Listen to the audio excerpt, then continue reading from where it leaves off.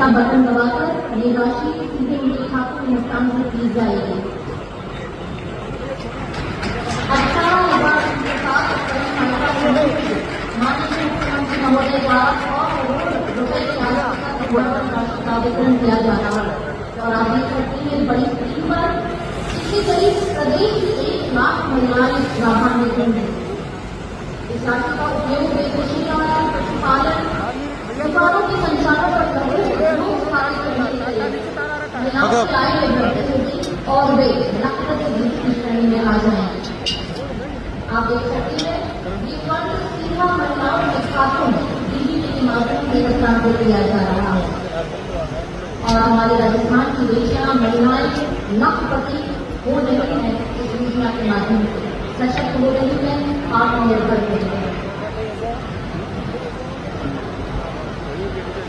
माननीय